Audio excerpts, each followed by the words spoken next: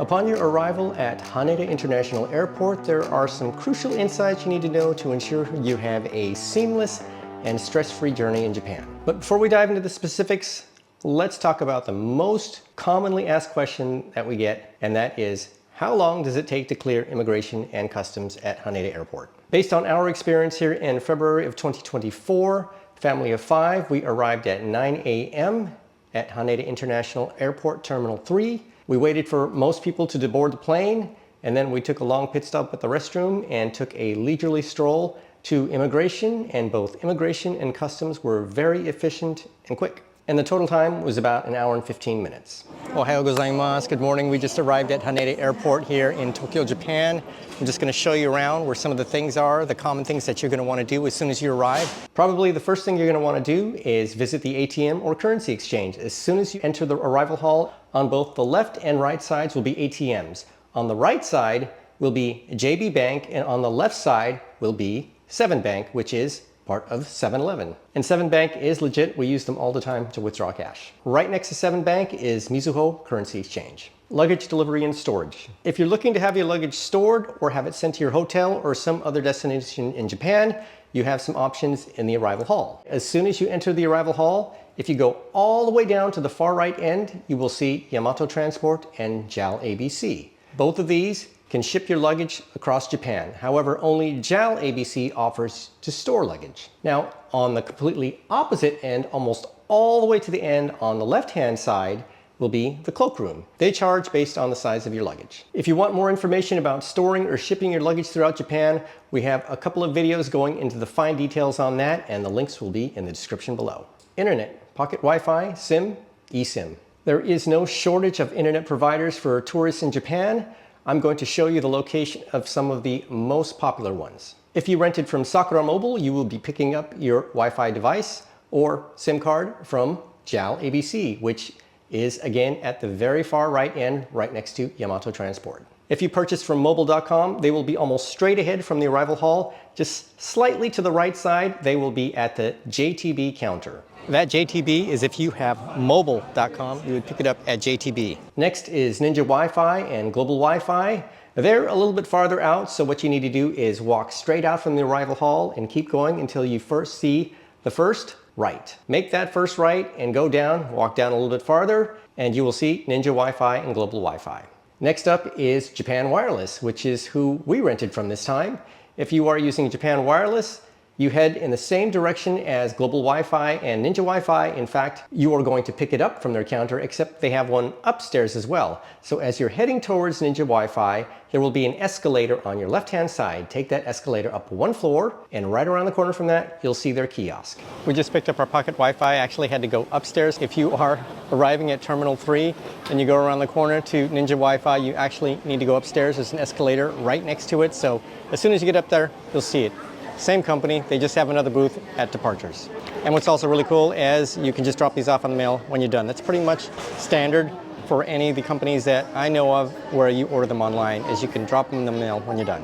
There are a couple other places where you can get your pocket Wi-Fis or even a SIM card. Again, down on the right side when you're heading down towards Yamato Transport, down at the end, there is AnyPhone as well as a couple other companies here on the right-hand side.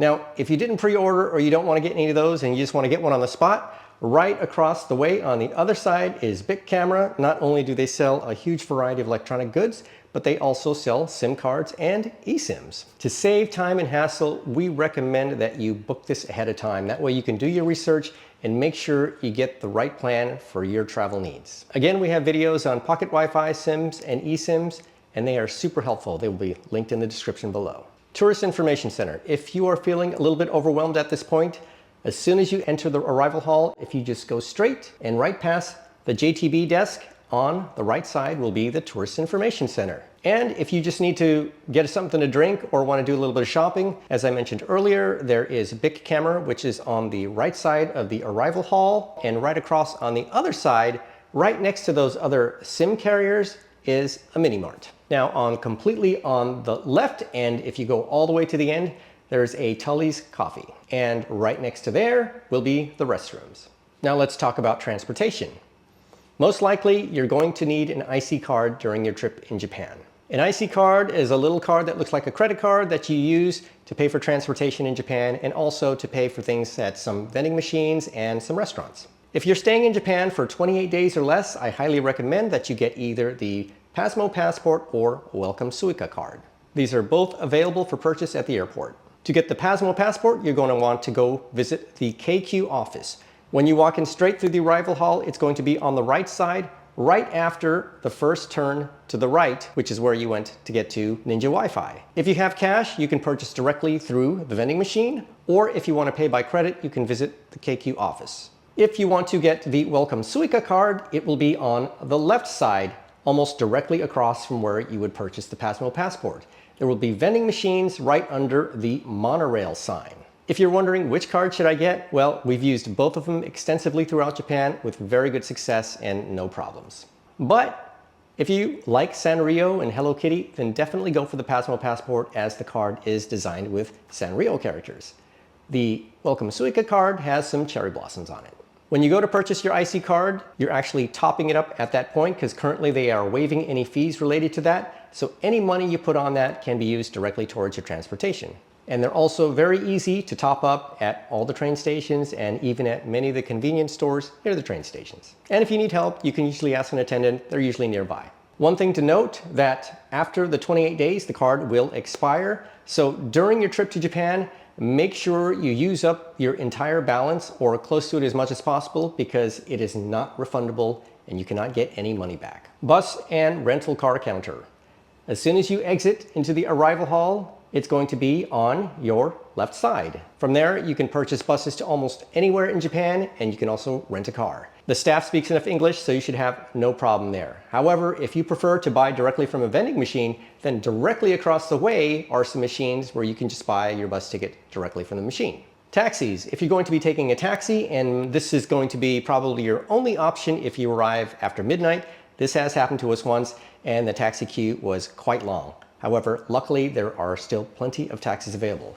To get on the taxi, you just want to go straight out from the arrival hall, walk straight out. You're going to see the taxi sign above, go straight and go right downstairs to the first floor. And it's going to be slightly on to the right side. You'll see the taxi queue. Transfer or connecting flight. If you are going to be making a connecting flight, so we just arrived internationally from Singapore to Haneda, and now we're going to make a connecting flight domestically up to Sapporo. There is a free shuttle bus that you can take. It's right downstairs as well.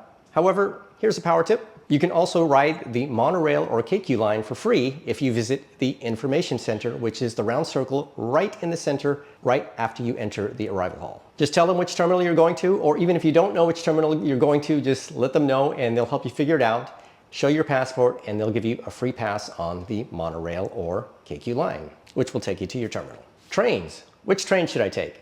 So you have two options. You can either take the Tokyo Monorail or the KQ line into Tokyo or south towards Yokohama. At this point, you've purchased your IC card, and it doesn't matter which one you purchase, the SUICA or the PASMO card, both will work on either the Monorail or the KQ line. Now, whether you took the Tokyo Monorail or the KQ line into Tokyo, once you get into the city of Tokyo, you can easily switch to another line, which might be the Yamanote, which loops around the city of Tokyo, which can get you to your final destination. The Tokyo Monorail was designed for airport passengers, so because of that, it has extra space for luggage. However, personally, I don't think it's all that much more space. To me, it actually feels more crammed in there. But the Tokyo Monorail is a very smooth ride, and it goes directly from Haneda to Hamamatsucho Station. From Hamamatsucho Station, unless you're staying in the Minato Ward, you're going to want to change trains from here. But it connects to the Yamanote line again, and from there you can easily get to Tokyo Station or anywhere else within Tokyo. But if you're going other places, you might consider the KQ line. For instance, if you are heading south and not going to Tokyo at all, if you're heading towards Yokohama, then you would take the KQ line. Or if you're going to some places such as Shibuya or Shinjuku, you would also want to take the KQ line as it will be shorter. But that doesn't say that the Tokyo Monorail won't get there. You just might have to make one more additional change, or just that it's a longer ride.